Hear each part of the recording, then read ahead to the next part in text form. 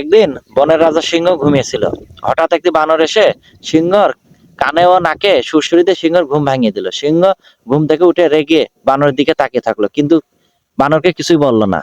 এটা আবার অনেক দূর থেকে একটি শেয়াল লক্ষ্য করছিল। এভাবে কিছুদিন যেতে থাকলো। বানরটি বনের সমস্ত প্রাণীকে উত্তপ্ত করতে লাগলো আর বলতে থাকলো, বনের রাজা সিংহকেই আমি গুনি না, আর তোমরা কে? এভাবে চলতে চলতে হঠাৎ একদিন সিংহের সামনে সেই বানরের দেখা হলো। সিংহ বানরকে কিছু না বলেই একটা থাপ্পড়ে বানরকে জায়গায় মেরে ফেললো।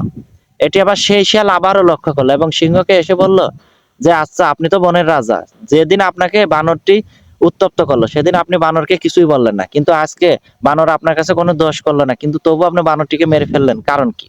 সিংহ যখন জবাব দিলেন, প্রথম যেদিন আমাকে উত্তপ্ত করলো সেদিন যদি আমি বানরটিকে মেরে ফেলতাম কিংবা কোনো শাস্তি দিতাম, তোমরাই আমাকে প্রশ্ন করতে যে সে তো আমাদেরই বনের একটি প্রাণী, তাকে এই সামান্য ভুলের জন্য মেরে ফেললেন কেন? কিন্তু আজকে যখন সে বনের সমস্ত প্রাণীকে উত্তপ্ত করলো, সবাই এখন তার উপর ক্ষিপ্ত। আজকে আমি তখন তাকে মেরে ফেললাম, কেউ কিছু বলবে না, এজন্য আমি আজকে দেখা মাত্র তাকে মেরে ফেললাম।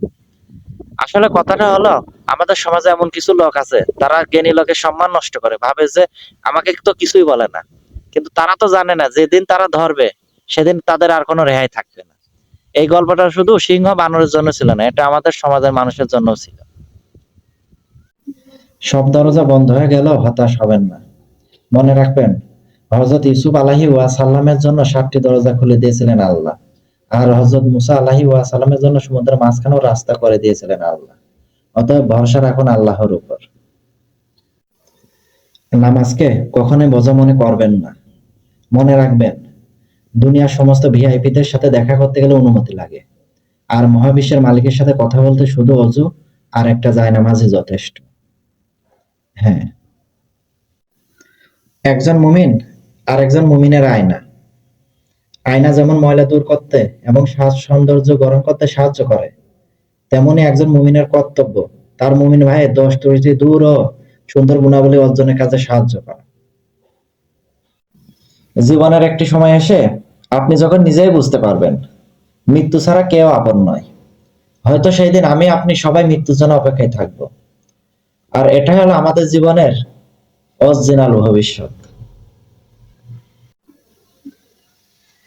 আমি জীবনের ওই দিন পর্যন্ত চেষ্টা করে যাব আমি জীবনের ওই দিন পর্যন্ত চেষ্টা করে যাব সেদিন পর্যন্ত আমার হাত পায়ে শক্তি থাকবে, তবুও কোনো বাতিলের সাথে আপোষ করব না, ইনশাল্লাহ।